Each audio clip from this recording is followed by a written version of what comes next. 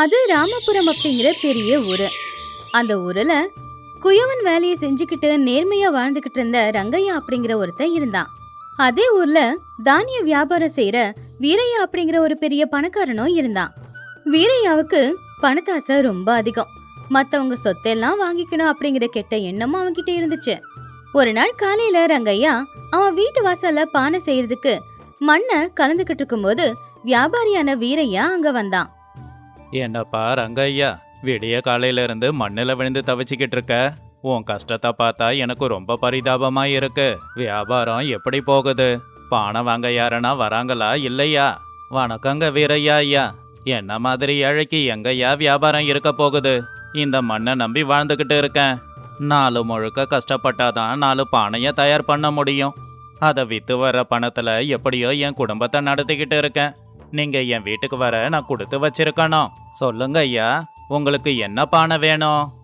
எனக்கு சாதாரணமான பானைங்க வேண்டாரங்க ஐயா.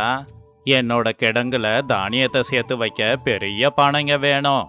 அதுக்குள்ள நான் குறைஞ்சது 2 மூட்டை தானியத்தை சேமிக்கணும். எலிங்களும் பூச்சிகளும் பானைக்குள்ள நுழையாதபடி பானையோட வாய்ப்பகுதி இறுக்கமா மூடி இருக்கணும். பானையோட அடிப்பகுதி ரொம்ப தடிமனாவும் கனமாவும் இருக்கணும். அந்த மாதிரி 20 பானைங்க வேணும். உன்னால முடியுமா? 20 பெரிய பானைங்களா ஐயா? அதை செய்யறதுக்கு ரொம்ப நேரம் எடுக்குங்க. அதை செய்யறது சாதாரண விஷயம் இல்லை. அதை சாதாரண களிமண்ல செய்ய முடியாது. ஒரு எல்லையில இருக்கிற குளத்தோட அடியில இருந்து களிமண்ணை கொண்டு வரணும். அதை 1 வாரம் ஊற வைக்கணும். கல்லும் குப்பையும் இல்லாம அதை சுத்தப்படுத்தணும். அதுக்கப்புறம் அதை என் கால்களால மென்மையா மிதிச்சு சக்கரத்து மேல வச்சு அதுக்கு உயிர் கொடுக்கணுங்க ஐயா. ஒவ்வொரு குடமும் சூளையில வெந்து வெளியில வர ரொம்ப கஷ்டப்படணுங்க ஐயா. உன் கஷ்டத்தை பத்தி எல்லாம் என்கிட்ட ஏன் ரங்கையா சொல்ற? நீ ஒரு குயவன். பணம் செய்யறது உன்னோட வேலை. அதுக்கான விலைய நான் கொடுக்கறேன். சுத்தி வளைக்காம 20 பானைக்கு எவ்வளவுன்னு சொல்லு. நானு பேரம் பேசுற ரகம் கிடையாது. உங்களை மாதிரி பெரியவங்க கேட்கும்போது எப்படிங்க ஐயா மறுக்க முடியும்? ஒவ்வொரு பெரிய குடத்துக்கும் 10 நாணயங்கள்னு மொத்தமா 200 நாணயங்கள் வேணும். அதுதான் என் உழைப்புக்கேத்த நியாயமான வேலை. 200 நாணயங்களா? சரி ரங்கையா, நீ கேட்டதை நான் தரேன். ஆனா ஒரு நிபந்தனை. பானைங்க எந்த விரிசலும் இல்லாம கோணல் மாணலா இல்லாம இருக்கணும். ஏதாவது ஒரு சின்ன குறைய நான் கண்டுபிடிச்சாலும் சரி, ஒரு நாணயம் கூட அப்புறம் தரமாட்டேன். இந்த நிபந்தனைக்கு ஒத்துக்கிட்டா வேலைய ஆரம்பிச்சிடு. என்னோட வேலையில எப்பவும் எந்த குறையும் இருக்காதுங்க ஐயா. நீங்க கேட்டபடி 15 நாள்ல 20 குடங்களை உங்க கிடங்குக்கு கொண்டு வரேன். என் உழைப்பு மேலையும் என்னோட மண்ணு மேலையும் எனக்கு அபாரமான நம்பிக்கை இருக்கு. ரங்கையா 15 நாள் வரைக்குமே ரொம்பவும் கஷ்டப்பட்டு பானைகளை செஞ்சான். ராமும் பகலும் கஷ்டப்பட்டு மண்ணை கொண்டு வந்து 20 பெரிய பானைகளை அவன் தயார் பண்ணான். பாருங்க வீரையா ஐயா, நீங்க கேட்டபடி 20 குடங்களை தயார் பண்ணி கொண்டு வந்திருக்கேன். ஒவ்வொரு குடத்தையும் எவ்வளவு நல்லா செஞ்சிருக்கேன்னு நீங்களே பாருங்க. தானியங்களை சேமிச்சு வைக்க இது ரொம்ப நல்லா இருக்கும். நீங்க எனக்கு தர வேண்டிய 200 நாணயங்களை கொடுத்தா நான் வீட்டுக்கு போய் என் வயிற்ற நிரப்பிப்பேன். இருறாங்க ஐயா, எதுக்கு அவ்வளோ அவசரப்படுற? நான் என் பணத்தை சுலபமா தரமாட்டேன். நான் குடங்களை சோதிச்சு பார்க்கணும்ல. இது என்ன ரங்கையா, குடங்கள் எல்லாம் அற்புதமா இருக்குன்னு சொன்னீங்க. ஆனா இந்த குடத்து மேல ஒரு சிறிய கோடு இருக்கு. இது நிச்சயமா குறைபாடுதான். ஐயோ ஐயா, அது கோடு இல்லைங்க ஐயா. அது சூளையில பானையை வேக வைக்கும் போது வெப்ப மாறுபாட்டால ஏற்படக்கூடிய ஒரு நிற மாறுபாடு. அத கோடுன்னு தப்பா எடுத்துக்காதீங்க. இதால பானையோட பலத்துக்கு எந்த பாதிப்பும் வராதுங்க ஐயா. அதுல நீங்க தண்ணி ஊத்தினாலும் ஒரு சொட்டு தண்ணி வெளியே வராது. அது ஒரு குறை இல்லைங்க ஐயா. எனக்கு உன்னோட சாக்கு போக்கெல்லாம் வேணாராங்க ஐயா. கோடு கோடு தான், குறைபாடு குறைபாடு தான். நான் முன்னாடியே நிபந்தனை போட்டு இருக்கேன். எந்த ஒரு சின்ன குறை இருந்தாலும் பணம் தர மாட்டேன்னு. இந்த பானைங்க எல்லாமே குறைபாடு உள்ளவை தான். இதெல்லாம் எனக்கு தேவையில்லை. உன்னோட பானைகளை எடுத்துக்கிட்டு கிளம்பு. அப்படியெல்லாம் சொல்லாதீங்க ஐயா. 15 நாளா நான் என் வீட்டை பத்தி கூட கவலைப்படாம என் உடம்ப வளைச்சி கஷ்டப்பட்டு இருக்கேன். என்கிட்ட இப்போ களிமண் வாங்க கூட காசு இல்லைங்க ஐயா. இந்த பானைங்களை நீங்க எடுத்துக்காம விட்டுட்டா நான் நடுத்தெருவுக்கு தான் வரணும். தயவு செஞ்சு என் உழைப்ப வீணாக்காதீங்க. உன்னோட கண்ணீரை பார்த்து நான் உருகிட மாட்டேன் ரங்கையா. நான் வியாபாரி. எனக்கு கணக்கு ரொம்ப முக்கியம். சரி, உன்னோட நிலைமைய பார்த்தா எனக்கு பரிதாபமா இருக்கிறதால நான் உனக்கு ஒரு உதவியை செய்யறேன். இந்த குடங்களுக்கு 200 நாணயங்களை தர முடியாது. வேணும்னா 20 நாணயங்களை பெரிய மனசோட கொடுக்கறேன். அந்த பணத்தை நீ வாங்கிக்கிட்டு உன்னோட பானைகளை இங்கேயே வச்சிட்டு போ. அப்படி இல்லைன்னா வெளியில போ. வீரையா சொன்னது கேட்டு ரங்கையா மனசு சுக்குநூறா உடைஞ்சது. ஏன்னா 200 நாணயங்களோட கஷ்டத்துக்கு 20 நாணயம் கொடுக்கறேன்னு சொல்றது ரொம்பவும் தப்பு. வீரையா தன்னை அவமானப்படுத்துறாங்கிறது ரங்கையாவுக்கு புரிஞ்சுது. என்ன சொன்னீங்க வீரையா ஐயா? 20 நாணயமா? நான் இந்த பானைங்களை மண்ணை வச்சு செய்யலங்க ஐயா. என் உயிரை கொடுத்து செஞ்சிருக்கேன். நீங்க என்னோட தொழிலை இவ்வளவு கொடூரமா அவமானப்படுத்த கூடாது. நீங்க இந்த பானைகளை வாங்கிக்கலனாலும் பரவாயில்ல. இந்த பானைகளை மூளையில போட்டு நான் துண்டு துண்டா உடைக்கிறேன். ஆனா 20 நாணயத்துக்கு நான் தரமாட்டேன். எவ்வளவு திமிரு உனக்கு? ஒரு சாதாரண கொயவனி என்னையாவா எதிர்த்து பேசுற? 20 நாணயங்கள் தரேன்னு சொன்னேன்னு சந்தோஷப்படு. நீ உடைச்சி போட்டுடுவேன்னு சொன்னல்ல, உடைச்சிதான் பாரேன். ஆனா உன்னை மட்டும் நீ ஞாபகம் வச்சுக்கோ. என்னோட கிடங்குக்குள்ள வந்த பொருள் எனக்கு சொந்தம். நீ பானைங்க மேல கைய வச்சினா நான் என்னோட ஆளுங்களை விட்டு உன்னை அடிச்சு போட்டுடுவேன். என்னோட வேர்வைய ஊத்தி செஞ்ச பானைங்கய்யா இது. இந்த பானைங்க மேல எனக்கு உரிமை இருக்கு. நீங்க ஏமாத்தி என் உழைப்ப சுரண்ட பாக்குறீங்களா?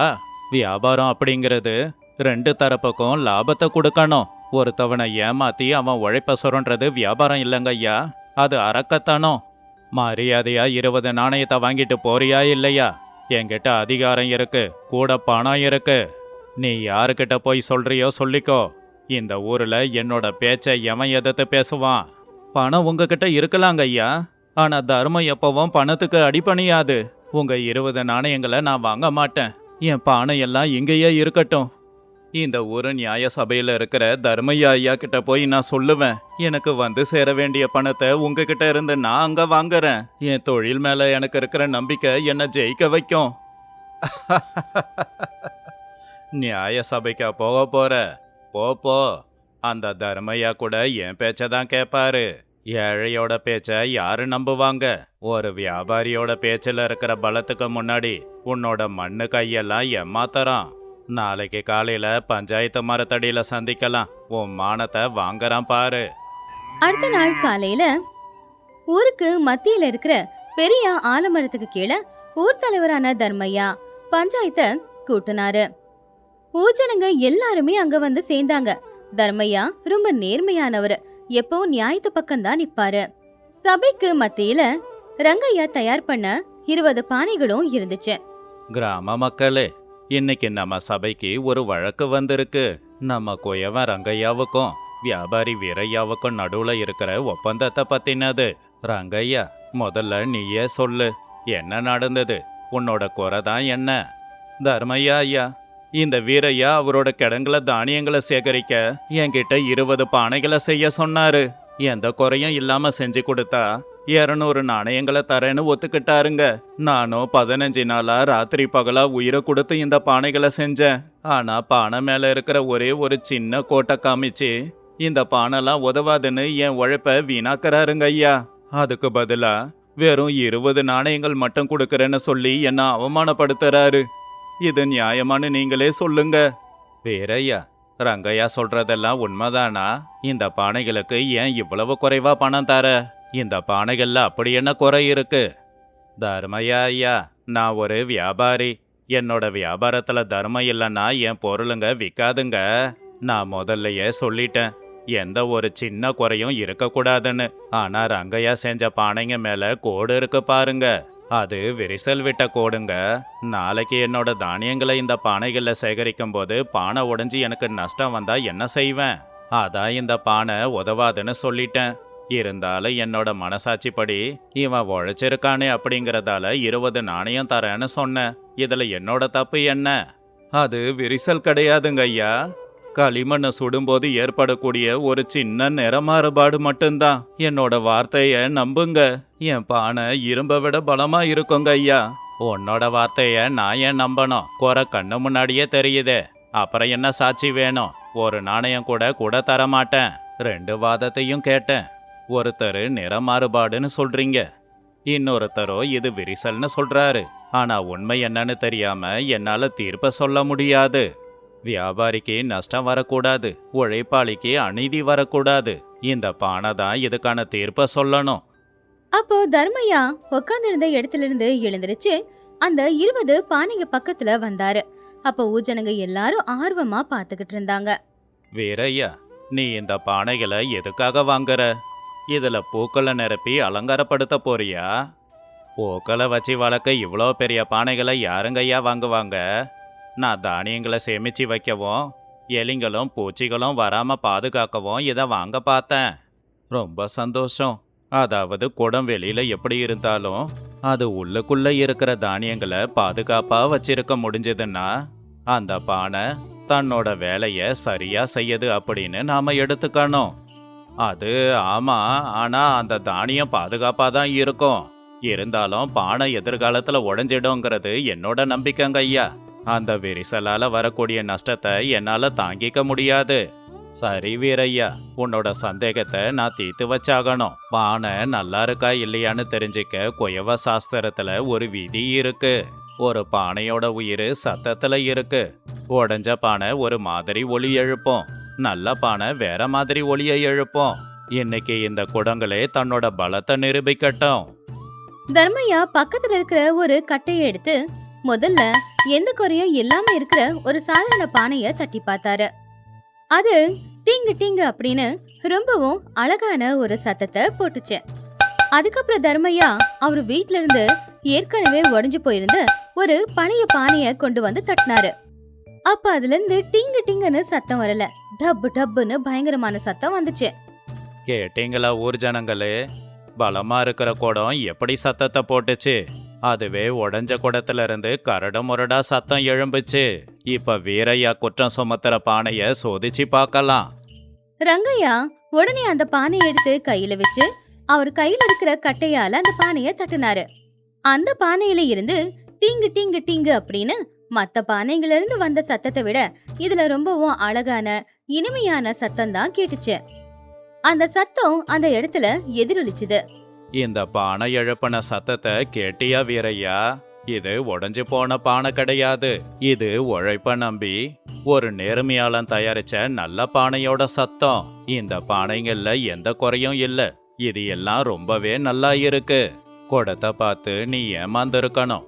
இல்ல வேணுமனே குடத்தை செஞ்சவன் மேல பழிய போட்டு நீ ஏமாத்த பார்த்துருக்கணும். இந்த குடம் உன்னோட சுயநல எண்ணத்தையும் உன் கெட்ட புத்தியையும் சொல்லி இருக்கு. நீயும் பானை சொன்ன தீர்ப்ப நல்லா தானே கேட்ட? பானையில இருந்து வந்த சத்தத்துக்கும் தர்மையா சொன்ன வார்த்தையை கேட்டு வீரையா முகம் வாடி போச்சு. ஊஜனங்க எல்லாரும் வீரையாவை பார்த்து கோவப்பட்டாங்க. ரங்கையாவோட கண்ணுல அப்ப ஆனந்த கண்ணீர் வந்துச்சு. என்ன என்ன மன்னிச்சிடுங்க தர்மையா ஐயா. என்னோட பணத்தாசை என் கண்ணை மூடிடுச்சு. கஷ்டத்துல இருக்கிறவங்க கிட்ட பேரத்தை பேசி குறைஞ்ச விலைக்கு பொருளை வாங்கி அதை அதிக விலைக்கு வித்து லாபம் சம்பாதிக்க நினைச்சது என் வியாபார புத்தி. ரங்கையாவோட பானையெல்லாம் ரொம்ப நல்லா இருக்குன்னு எனக்கு முன்னாடியே தெரியும். ஆனாலும் அதை குறைஞ்ச விலைக்கு வாங்கணும்னு நினைச்ச என் கெட்ட புத்திக்கு அந்த நிறபாறுபாடு சாக்கா கிடைச்சது. என்னோட தவற நான் ஒத்துக்கிறேங்க ஐயா. நான் உடனடியா ரங்கையாவுக்கு 200 நாணயங்களை கொடுக்கறேன். என்னை மன்னிச்சிடுங்க. ஒரு ஏழைய ஏமாத்த பார்க்கறதும் அவனுடைய திறமைய அவமானப்படுத்துறதும் மிகவும் தவறு வீரையா. நீ உன் தவற ஒத்துக்கிட்டதால உனக்கு தண்டனை இல்லாம போகாது. நீ உன்னுடைய ஒப்பந்தப்படி 200 நாணயங்களை கொடுக்கறது மட்டும் இல்லாம ரங்கையாவை நோகடிச்சதுக்காகவும் அவனுடைய நேரத்தை வீணாக்கினதுக்காகவும் நீ தண்டனையா 100 நாணயங்களை கொடுத்தாகணும். மொத்தமா சேர்த்து 300 நாணயங்களை நீ இந்த சபையிலேயே ரங்கையாவுக்கு கொடு. இதுதான் என்னோட தீர்ப்பு. தர்மையாவோட தீர்ப்பு கேட்டு ஊஜனங்க எல்லாரும் கைத்தட்டி சந்தோஷப்பட்டாங்க. வீரையா வேற வழி இல்லாம அவன் கொடுக்க வேண்டிய பணத்தை கொண்டு வந்து ரங்கையாவோட கையில வச்சான். தர்மையா ஐயா, நீங்க என் உயிரை காப்பாத்திட்டீங்க. நீங்க காட்டின நீதியால என் மண்ணுக்கும் என் உழைப்புக்கும் பெருமை கிடைச்சிருக்கு. என் தொழில் மேல எனக்கு இருந்த மரியாதை அதிகமாயிருக்குங்க ஐயா. நான் உங்களுக்கு வாழ்நாள் முழுக்க கடமைப்பட்டிருக்கேன். இதுல எனக்கு எந்த பெருமையும் இல்ல ரங்கையா. நீ உன் தொழில வச்சிருந்த நேர்மையும் உன்னோட பானைய தட்டும்போது வந்த ஒளியும் தான் உனக்கு நீதியை கொடுத்துருக்கு. ஒரு பொருளுக்கு தோற்றத்துல மதிப்பில்ல, அதோட வேலையில தான் கிடைக்கும். அதே மாதிரி ஒரு மனிதனோட பெருமை அவனோட பணத்துல இல்ல, அவனுடைய நேர்மையான உழைப்புல தான் அது கிடைக்கும். ரங்கையா, என்ன மன்னிச்சிடுப்பா. என்னோட பணத்தாசையால தவறா நடந்துக்கிட்டேன். இன்னைக்கு ஒரு மண்குடம் எனக்கு பாடத்தை கத்து கொடுத்துருக்கு. இனிமே யாரோட உழைப்பையும் நான் அவமானப்படுத்த மாட்டேன், யாரு கஷ்டத்தையும் திருட மாட்டேன். ரங்கையா ரொம்ப சந்தோஷமா அந்த பணத்தை எடுத்துக்கிட்டு அவனுடைய வீட்டுக்கு போனான். வீரையா ரொம்ப பத்திரமா அந்த பானைகளை எடுத்துக்கிட்டு அவனுடைய தானிய மில்லுக்கு போனான். அன்னையிலிருந்து அந்த கிராமத்துல எந்த ஒரு வியாபாரியும் ஏழைங்களோட உழைப்பையும் கஷ்டத்தையும் மட்டமா நினைக்கல. வெளித்தோற்றத்துல இருக்கிற ஒரு சின்ன குறைய வச்சு மனுஷங்களோட நேர்மைய நாம எடை போடக்கூடாது. அவங்களுடைய தரம் அவங்க குணத்திலையும் அவங்க வேலையிலயும் இருக்கும். அப்படி அந்த பானை சொன்ன நீதி அந்த ஊரு சரித்திரத்துல இடம் பிடிச்சது. அது கிருஷ்ணாபுரம் அப்படிங்கிற ஒரு அழகான கிராமம். காலையில விடியும் போதே பறவைங்களோட கலகல சத்தம், பச்சை பசேல்னு இருக்கிற வயல், நல்ல சில்லுன்னு வீசுற காத்து, இதோட அந்த கிராமமே ரொம்ப அழகா இருக்கும். அன்னைக்கு விடிய காலையில 3 மணி இருக்கும். ஊரே நல்ல தூக்கத்துல தான் இருந்துச்சு. அப்போ மாதவையா மட்டும் சின்னதா ஒரு விளக்கு பத்த வச்சு எடுத்துக்கிட்டு மாட்டு கொட்டகை கிட்ட வந்தான். அப்போ லக்ஷ்மி அம்மா எழுந்திருச்சு வெளியில வந்தாங்க. இன்னைக்கு குளிர் ரொம்ப அதிகமா இருக்கு. மாட்டாலையும் குளிர தாங்க முடியாது. கொஞ்சம் சூடா மாட்டுக்கு தண்ணியை காய்ச்சி வச்சா பால் நல்லா கறக்கும். அதுக்கு முன்னாடி இந்த இடத்தையெல்லாம் சுத்தம் பண்ணணும். இந்த வேலையெல்லாம் சீக்கிரம் முடிக்கலன்னா இன்னைக்கு நாளே தொடங்காது. ஏன்பா மாதவா, காலையில 3 மணி தானே ஆகுது. நேத்து ராத்திரியே மாடுங்க கூட உக்காந்துக்கிட்டு தூங்க நேரம் ஆயிடுச்சு. அதுக்குள்ள 3 மணிக்கெல்லாம் எழுந்திருச்சு வேலை பார்க்க வந்துட்ட. உன் கண்ணெல்லாம் செவந்து போயிருக்கு பாரு. போ, கொஞ்ச நேரம் படுத்து தூங்கிட்டு அப்புறமா எழுந்திரி. வேண்டாமா, காலையில எழுந்தாதான் மாட்டோட பாலை சீக்கிரம் கறக்க முடியும். அது மட்டும் இல்ல, வேற ஊருக்கும் போய் பால் கொடுக்கணும்ல. பஸ் போயிடுச்சு அப்படின்னா 5 மைல் தூரம் நான் நடந்து தான் போகணும். அது இன்னும் கஷ்டம். அதுக்கு பேசாம நானு தூக்கத்தை விட்டு சீக்கிரமே எழுந்திருக்கலாம். நீ படுற கஷ்டத்தை பார்த்தா பெத்த வயிறு பத்தி எரியுதுப்பா. அந்த ரங்கையாவை பாரு, அவன் 6 மணிக்கு மேலதான் எழுந்திருக்கவே செய்வான். அவன் அதுக்கப்புறமா தான் பால் கறந்து கொண்டு போவான். நீ மட்டும் ஏன்பா இவ்வளவு சீக்கிரம் எழுந்துச்சு கஷ்டப்படுற? இவ்வளவு கஷ்டமும் உனக்கு மட்டும் ஏண்டா வருது? ரங்கையாவை பார்த்து நான் ஏமா அவனை மாதிரி செய்யணும்? எனக்குன்னு ஒரு பொறுப்பு இருக்கு. காலையில எழுந்த உடனே எல்லாருமே டீயோ காஃபியோ குடிக்கணும்னு நினைப்பாங்க. அந்த நேரத்துல பால் கொண்டு போய் கொடுத்தா தானே அவங்களும் அந்த நாளை நிம்மதியா தொடங்குவாங்க. பால் கிடைக்கவே நேரமாச்சுன்னா பாவம் அவங்கெல்லாம் கஷ்டப்படுவாங்கல்ல. எப்பவுமே நேரத்துக்கு ஏத்த மாதிரி எல்லா வேலையும் செய்யணுமா? அதுல சோம்பேறித்தனம் இருக்கக்கூடாது. சரிப்பா, நீ கஷ்டப்பட்டு உழைக்கிற உழைப்புக்கு உனக்கு என்னைக்காவது ஒரு நாள் பலன் கிடைக்கும். இந்தா சூடா தண்ணி காய்ச்சி கொண்டு வந்திருக்கே, குடி. நான் வேணும்னா பால் கறக்கட்டுமா?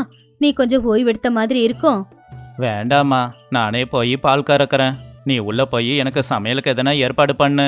அந்த மாடு நான் பால் கறந்தே பழகிடுச்சு. நீ போய் உக்காந்தா ஒருவேளை அது மிரண்டுடும். மணி 5 மாதவையா 2 கேன் பாலை எடுத்துக்கிட்டு தெருவுல நடந்து போய்கிட்டு இருந்தான். அப்பதான் பக்கத்து வீட்டு ரங்கையா எழுந்திருச்சு கண்ணு தொடச்சுக்கிட்டு மெதுவா வெளியில வந்தான். என்ன மாதவா, அதுக்குள்ளவே பாலை கறந்துட்டியா? ஊர்ல அத்தனை பேருமே தூங்கிக்கிட்டு இருக்காங்க. ஆனா நீ அதுக்குள்ள பால் கறந்து பஸ்ஸில் கொண்டு போய்கிட்டு இருக்க. அப்படி என்னடா இருக்கு இந்த பால் வியாபாரத்துல? 50 பைசா லாபத்துக்கு இவ்வளோ கஷ்டப்படணுமா? அதெல்லாம் ஒன்றும் இல்லைண்ணே. நான் பண்றது பால் வியாபாரம். நேரத்துக்கு சரியா பாலை கொண்டு போய் கொடுக்கணும். கொஞ்சம் தாமதமானாலும் கூட பால் கெட்டு போயிடும் இல்லையா? அதுக்கப்புறம் அந்த 50 காசு கூட கிடைக்காது. டே பைத்தியக்காரா, நீ என்னதான் கஷ்டப்பட்டாலும் உனக்கு கிடைக்க போறது 50 காசு தான். ஆனா என்ன பாரேன், 8 மணிக்கு எழுந்து 10 மணிக்கு தான் பாலை கொண்டு போய் கொடுப்பேன். அந்த பாலில் இன்னும் கொஞ்சம் தண்ணியை கலந்தா லாபம் கிடைக்கும். நீ அதை கூட செய்ய மாட்ட. எனக்கு ஒரு சந்தேகம், ஏன் பாலில் தண்ணியை கலக்க மாட்டேங்கிற? யாருன்னா பாலில் தண்ணி இருக்கான்னு தெரிஞ்சுப்பாங்களா என்ன? ஐயா, நீங்க சொல்றபடி செஞ்சா எனக்கு லாபம் நிறைய கிடைக்கலாம். ஆனா என் மனசுக்கு நிம்மதி கிடைக்காது. ஜனங்க என்ன நம்புறாங்க. அவங்க கிட்ட நேர்மையா இருக்கணும் இல்லையா? அவங்க நம்பிக்கை தான் என்னோட சொத்து. லாபத்துக்காக நான் யாரையும் ஏமாத்த மாட்டேன். அப்படி ஏமாத்தி சம்பாதிக்கிற பணம் நிலைச்சு நிக்காது. நான் எப்பவுமே நேர்மையா இருக்கணும்னு நினைக்கிறவன். என்னடா இது, நேரங்கட்ட நேரத்துல அறிவுரை சொல்லிக்கிட்டு இருக்க? சரி சரி, உன் நேர்மை உன்னை வாழ வைக்குதா அழிக்குதான்னு பாக்கறேன். என்னைக்காவது ஒரு நாள் நீ பட்டு திருந்ததான் போற. ஏங்க, அந்த மாதவனை பார்த்து கொஞ்சம் கத்துக்கோங்க. நேரத்துக்கு சீக்கிரம் எழுந்திருச்சு பால் கறந்து கொண்டு போய் வித்தாலாவது 4 காசு சம்பாதிக்கலாம். வீட்டுல சமைக்கிறதுக்கு எதுவுமே இல்ல. நேத்தே பக்கத்து வீட்ல இருந்து ஒரு கைப்பிடி அரிசி கடன் வாங்கிதான் உங்களுக்கு சாப்பாடு செஞ்சு போட்டேன். சரி ரங்கம்மா, எப்ப பார்த்தாலும் என்ன திட்டிக்கிட்டே இருக்காத. அவன் சின்ன வயசு பையன், சுறுசுறுப்பா இருக்கான். கொஞ்ச நாளைக்கு அப்புறம் அவனுக்கும் என்ன மாதிரி சோம்பேறித்தனம் வரத்தான் போகுது. உடம்புல ரத்தம் சூடா இருந்தா சுறுசுறுப்பா தான் இருக்கும். அவன் ஒண்ணு உங்கள மாதிரி இல்ல, அவன் ரொம்ப நல்ல பையன். நீங்களும் இருக்கீங்களே, கடங்காரங்க வாசல்ல வந்து நின்னுக்கிட்டா வீட்டுக்குள்ள போய் ஒளிஞ்சுக்கிட்டு. நீங்கெல்லாம் பேசாதீங்க. பூபதி ஐயா அந்த ஊர்ல பெரிய மனுஷன். அவங்க வீட்டுக்கு தான் மாதவி இப்போ பால் ஊத்திக்கிட்டு இருந்தான். ராஜம்மா வந்துதான் பால் வாங்கிக்கிட்டு இருந்தாங்க. என்ன மாதவா, சீக்கிரமா பால் ஊத்த வந்துட்ட போல தெரியுது. நீ எப்ப பால் கொண்டு வரேன்னு தான் நானும் காத்துக்கிட்டு இருக்கேன். என் பிள்ளைங்களுக்கு நீ குடுக்கற பால் தான் பிடிச்சிருக்கு. ரங்கைய குடுக்கற பால் சுத்தமா பிடிக்கல. அது அம்புட்டும் தண்ணி தான். கவலைப்படாதீங்கம்மா, நான் இன்னைக்கு பச்சை புல்ல போட்டிருக்கேன். மாடு நல்லாவே பால் கறந்துருக்கு. நீங்க அந்த பாலை காய்ச்சி பாருங்க. அப்ப அது மேல வருதே ஆடை, அதுலயே தெரியும் அது எவ்வளவு சுத்தமானது அப்படின்னு. என்னடா மாதவா, எப்படி இருக்க? பரவாயில்ல. உன் வயசு பசங்களாம் ஊர் சுத்திக்கிட்டு இருக்கும்போது நீ கஷ்டப்பட்டு உழைச்சி சம்பாதிக்கிற. உன் வயசுல உழைக்கிற பசங்களை பார்க்கும்போது எனக்கு ரொம்ப சந்தோஷமா இருக்கு. ஆமா, உன்கிட்ட ஒரு மாடு இருக்கா இல்ல 2 மாடு இருக்கா? வணக்கங்க ஐயா. இதுல நான் எதுவும் பெருசா பண்ணல. உங்கள மாதிரி பெரிய மனுஷங்களோட ஆசீர்வாதத்தால என் வாழ்க்கை நல்லபடியா போய்கிட்டு இருக்கு. ஐயா, இப்ப என்கிட்ட ஒரு மாடு தான் இருக்கு. இன்னொரு மாடு வாங்கணும். அதுக்கு தான் காசு சேர்க்கணும்னு நினைக்கிறேன். அது மாதவா, நம்ம ரங்கையா கிட்ட பால் வாங்குறவங்க நிறைய பேர் இருக்காங்க. ஆனா நேரத்துக்கு சரியா பால் கொடுக்க மாட்டேங்கிறானா. அது மட்டும் இல்லாம தண்ணி வேற நிறைய கலக்கறானா. ஊர்க்காரங்க எல்லாரும் என்கிட்ட புகார் சொன்னாங்க. அதான் நீயே அவன் பால் ஊத்துற இடத்துக்கெல்லாம் ஊத்துவியான்னு உன்கிட்ட கேட்கலான்னு இருந்தேன். ஆனா ஐயா, நேரத்துக்கு சரியா எல்லாருக்கும் பால் கொடுக்க முடியுமான்னு தெரியல. ஆனா நீங்க சொல்லியிருக்கீங்க. அதனால முடிஞ்ச வரைக்கும் எல்லாருக்கும் நேரத்துக்கு சரியா போய் பாலை கொடுத்துட்றாங்க ஐயா. மாதவா, நீ எப்பவுமே இப்படி சுறுசுறுப்பா இருக்கணும். நீ என்னைக்குமே சோர்வடைஞ்சிடவே கூடாது. இந்தா, நான் இன்னைக்குதான் என் தோட்டத்துல இருந்து கொய்யாப்பழம் பறிச்சுட்டு வந்தேன். கொண்டு போய் உங்க அம்மா கிட்ட கொடு. ஒரு நாள் காலையில பயங்கரமா மழை பெஞ்சுக்கிட்டு இருந்துச்சு. ஆத்து தண்ணி எல்லாமே தெருவுக்கு வந்து தெருவெல்லாம் சேரா இருந்துச்சு. ரங்கையா வீட்டை விட்டு வெளியில வரக்கூட இல்ல. இப்படி இருக்கும்போது ராமையா பூபதியோட வீட்டுல உட்காந்துக்கிட்டு, என்னவோ பூபதி, இந்த மழை விடாம கொட்டிக்கிட்டு இருக்கு. எப்படியும் அந்த ரங்கையா சோம்பேறி. அவன் பாலை கொண்டு வர மாட்டான்னு நினைக்கிறேன். டீ குடிக்காம அந்த நாள் எனக்கு தொடங்கவே தொடங்காது. இந்த மழை என்ன ரொம்ப சோம்பேறியா ஆக்கிடுச்சு. நீ சொல்றது உண்மைதான் ராமையா. ஆனா மாதவையா மேல எனக்கு நம்பிக்கை இருக்கு. அவன் வெயிலா இருந்தாலும் மழையா இருந்தாலும் அவன் கடமையை சரியா செய்வான். அவனுக்கு அவன் தொழில் மேல அவ்வளவு பக்தி இருக்கு. அடடே, சொல்லி வாய மூடல. அது மாதவையா தானே? இந்த மழையிலையும் பால் கேனை தலையில வச்சுக்கிட்டு இங்க தான் வந்துகிட்டு இருக்கான். பாவம், மழையில நனைஞ்சுக்கிட்டே வரான் பாரு. மாதவையா மழையில நனைஞ்சுக்கிட்டே நடுங்கிக்கிட்டே அங்க வந்தான். பூபதி ஐயா, இந்தாங்க பால். வர வழியெல்லாம் மழையால ஒரே சேருங்க. அதனால தான் வர நேரம் ஆயிடுச்சு. தப்பா எடுத்துக்காதீங்க. டேய் மாதவா, ஏன்டா இப்படி பண்ற? இந்த மழையில பால் கொண்டு வரலன்னா என்ன ஆயிட போகுது? உனக்கு உடம்புக்கு முடியாம போச்சுன்னா இந்தா, இந்த துண்டு வச்சுக்கோ. தலைய தோட்டு ரொம்ப நனைஞ்சிருக்கு பாரு. ஐயோ, அதெல்லாம் வேண்டாமா. நான் பாலை கொண்டு வருவேன்னு நீங்க காத்துக்கிட்டு இருந்திருப்பீங்க. தினமும் இந்த நேரம் டீ போட்டு குடிப்பீங்கல்ல. இல்லைன்னா உங்களுக்கு கஷ்டமாயிடுமே. நான் பக்கத்து தெருவுக்கும் பால் ஊத்த போகணும். அவங்களும் நான் வருவேன்னு காத்துக்கிட்டு இருப்பாங்க. மாதவா, உன்னை பார்த்தா பெருமையா இருக்குடா. உன் வயசு பசங்களாம் போர்வையை இழுத்து போத்திக்கிட்டு வீட்டுக்குள்ள தூங்கிக்கிட்டு இருக்காங்க.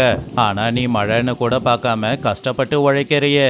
இந்த உழைப்பால நீ நிச்சயமா முன்னேறதான் போற. ஒரு நாள் இந்த ஊருக்கே நீ பெருமை சேர்க்க போற. கொஞ்சம் நாளுக்கு அப்புறமா மாதவையாவோட நேர்மை எல்லாருக்குமே புரிஞ்சுது. ரங்கைய கிட்ட பால் வாங்குறவங்க கூட இப்ப மாதவையா கிட்ட தான் பால் வாங்கிக்கிட்டு இருந்தாங்க. ரங்கம்மா, இந்த மாதவன் மாய மந்திரம்லாம் தெரிஞ்சவன் போல இருக்கு. என்கிட்ட பால் வாங்கினவங்க எல்லாருமே இப்ப அவன்கிட்ட தான் பால் வாங்குறாங்க. யாருமே என்கிட்ட வாங்க மாட்டேங்கிறாங்க. என்ன பண்றதுன்னே தெரியல. அதுக்கு காரணமே நீங்க தானங்க. என்னைக்காவது ஒரு நாள் காலையில அவன மாதிரி எழுந்திருச்சு வீடு வீடா போய் கதவு தட்டி பால் கொடுத்திருக்கீங்களா? 10 மணிக்கு தான் எழுந்திருக்கிறீங்க. அதுலயும் அவன் சுத்தமான பால் கொடுக்கறான். நீங்க பாதிக்கு பாதி தண்ணியை தான் கலந்து கொடுக்கறீங்க. அப்படின்னா நான் கஷ்டப்படலையா? நானும் தான் நடந்து போய் கஷ்டப்பட்டு எல்லாருக்குமே பாலை கொடுத்துட்டு திரும்பி வரேன். நீங்களும் வேலை செய்றீங்க, ஆனா மனசார செய்யறது இல்லையே. மாதவன் காலையில் எழுந்திரிச்சதும் அந்த மாடுங்களுக்கு புல்ல போட்டு தண்ணியை கொடுத்து பாசமா பாத்துப்பான். ஆனா என்னைக்காவது ஒரு நாள் அந்த மாடுங்களுக்கு ஒரு கைப்பிடி புல்லு போட்டிருக்கீங்க? இங்க மாடுங்களை பாத்துக்கிறது நான் தான், பால் கறந்து கொண்டு போய் விக்கிறது மட்டும்தான் நீங்க. அப்படி சொல்லு ரங்கம்மா. இப்பவாவது உன் புருஷனுக்கு அறிவு வரட்டும். மாதவனை பாத்தியா, ஒரு மாட்டு வண்டியும் வாங்கிட்டான். இப்ப ஊரா பால் கொண்டு போய் ஊத்துறது அவனுக்கு சிரமமே இல்ல. அவன் வண்டி நிறைய பாலை வச்சுக்கிட்டு வரும்போது பார்க்கவே ரொம்ப சந்தோஷமா இருக்கு அப்படின்னு சொல்லிக்கிட்டு இருக்கும் போதே மாதவையா அங்க வந்தான். வணக்கம் ரங்கையா அண்ணன். அம்மா வணக்கம்மா. இன்னைக்கு உங்க வீட்டுல பால் இல்லை அப்படின்னு கேள்விப்பட்டேன். அதான் உடனே பாலை கொடுக்கலான்னு ஓடி வந்தேன். வேண்டாம் மாதவா, வீட்டுல மாடு இருக்கும் போது உங்ககிட்ட பால் வாங்கினா நல்லா இருக்காது. ஆனா உன் வளர்ச்சியை பார்த்து பெருமைப்படுறேன். ஆமா, மாட்டு வண்டி எப்ப வாங்கின? வாங்கி 2 நாள் ஆச்சுங்க அண்ணன். பூபதி ஐயா கொஞ்சம் உதவி பண்ணாரு. மிச்ச பணத்தை நான் சேர்த்து வச்சிருந்தேன். ஆனா இப்ப பால் ஊத்துறது கஷ்டமா இல்ல. இப்படியே நாட்களும் போச்சு. மாதவி இப்போ சாதாரண மாதவன் இல்ல. அவன் ஊர்லயே 100 ஏக்கர்ல வயலும் வாங்கிட்டான். 100 கணக்குல மாடுங்களை வாங்கி சின்னதா ஒரு டைரி ஃபார்மையும் நடத்திக்கிட்டு இருந்தான். ஒரு நாள் அந்த டைரி ஃபார்மை பாக்குறதுக்காக பூபதி வந்திருந்தாரு. அடடா மாதவா, எவ்வளோ பெரிய ஆளா வளர்ந்துட்ட. அன்னைக்கு நடந்தே போய் பால் ஊத்திக்கிட்டு இருந்த. இன்னைக்கு பெரிய வியாபாரம் பண்ணிக்கிட்டு இருக்க. 100 பேருக்கு வேலை போட்டு கொடுத்துருக்க. உன்னை நினைச்சா உண்மையிலேயே பெருமையா இருக்குப்பா. இது எல்லாத்துக்கும் காரணம் என்னை பெத்து வளர்த்த என் அம்மாவும் எனக்கு குருவுமா இருக்கிற நீங்களும் தான். உங்களால தான் நான் இன்னைக்கு இவ்வளவு பெரிய ஆளா வளர்ந்து இருக்கேன். இன்னைக்கும் நான் 3 மணிக்கு தான் எழுந்திருக்கிறேன். கஷ்டப்பட்டு உழைக்கிறது என்னோட ரத்தத்திலேயே இருக்கு. எவ்வளவு வளர்ந்தாலும் உழைக்கிறத நிறுத்த மாட்டேன். பாத்தீங்களாங்க, கொஞ்சம் கொஞ்சமா பால் கறந்து வீட்டுக்கு ஊத்திக்கிட்டு இருந்த சின்ன பையன் இன்னைக்கு 100 பேருக்கு வேலை கொடுத்திருக்கான். இங்க பால் கறக்கிறது எல்லாமே மிஷின் தான் இல்ல? ஆமா, இந்த மிஷின் எல்லாம் எப்படி பால் கறக்குது மாதவா? மாடுங்களுக்கு இதனால எந்த தொந்தரவும் இருக்காதா? ஆமாமா, காலம் மாறும்போது நாமளும் அது பின்னாடி ஓடிதானே ஆகணும். இந்த மாற்றங்கள் எல்லாமே நல்லதுக்கு தான். அந்த எந்திரத்தை வச்சு பால் கறக்கும் போது மாடுங்களுக்கு எந்த தொந்தரவும் வர்றதில்ல. சொல்ல போனா பால் சுத்தமா கறந்து கேனுக்கு வந்துடுது. அதுல எந்த ஒரு கலப்படமும் இருக்காது, தூசி துரும்பும் இருக்காது. ஆனா என்னதான் எந்திரம் வேலை செஞ்சாலும் அதை பார்த்துக்க மனுஷனும் வேணும். என் புள்ள இப்ப மகாராசனா இருக்காங்க ஐயா. அன்னைக்கு மலையில ஓடின அவனுடைய காலை பார்த்து அழுதேன். ஆனா இன்னைக்கு அவனை பார்க்கும்போது பெருமையா இருக்கு. கஷ்டப்பட்டு உழைக்கிற ஒரு பையன் எனக்கு புள்ளையா பிறந்ததுக்கு நான் அதிர்ஷ்டம்தான் பண்ணிருக்கணும். ஆமா லக்ஷ்மி அம்மா, நீங்க சொல்றதும் உண்மைதான். உங்க புள்ள இந்த ஊர்ல இருக்கிற அத்தனை பேருக்கும் வேலை போட்டு கொடுத்துருக்கான். இப்படி ஒரு புள்ள நம்ம வீட்ல இல்லையேன்னு எத்தனையோ தாய்மார்கள் புலம்புறாங்க. ஒரு நாள் மாதவையா ஊருக்கு நடுவுல இருக்கிற மரத்துக்கு கீழே ஊஜனங்க கிட்ட பேசிக்கிட்டு இருந்தான். நண்பர்களே எல்லாருமே நீ எப்படி இவ்வளவு தூரம் வளர்ந்தன்னு கேட்கறாங்க. அதுக்கு வேற எதுவும் காரணம் இல்ல. உழைப்பு, கடினமான உழைப்பு தான். நாம செய்யற வேலை எதுவா இருந்தாலும் சரி, அதுல கடமை தவறாம, நேர்மை தவறாம, நேரம் தவறாம உழைக்க கத்துக்கணும். உண்மைதான் மாதவா, சோம்பேறித்தனம் ஒரு மனுஷனை பின்னாடி இழுக்கும். கடின உழைப்பு ஒரு மனுஷனை முன்னேற்றி விடும். உன்னை பார்த்து இந்த ஊர் ஜனங்க எல்லாரும் உன்னை கத்துக்கணும். நீ கஷ்டப்பட்டு சம்பாதிச்சது பணத்தை மட்டும் இல்லப்பா, எல்லாரோட நம்பிக்கையையும். அது என்னமோ உண்மைதான். மாதவா, என்ன மன்னிச்சிடுடா. நீ காலங்காத்தால எழுந்து ஓடும்போது உன்னை நான் கிண்டல் பண்ணேன். நான் சோம்பேறித்தனமா 10 மணிக்கு தான் எழுந்து வேலையை பார்த்தேன். ஆனா கஷ்டப்பட்டு உழைக்கிறவன் வாழ்க்கையில முன்னேறுவான்னு உன்னை பார்த்து நான் தெரிஞ்சுக்கிட்டேன். அப்படி சொல்லாதீங்க அண்ணன். நீங்க இந்த பால் வியாபாரத்துல என்னை விட மூத்தவர். என்னோட டைரி ஃபார்ம்ல ஒரு வேலை இருக்கு.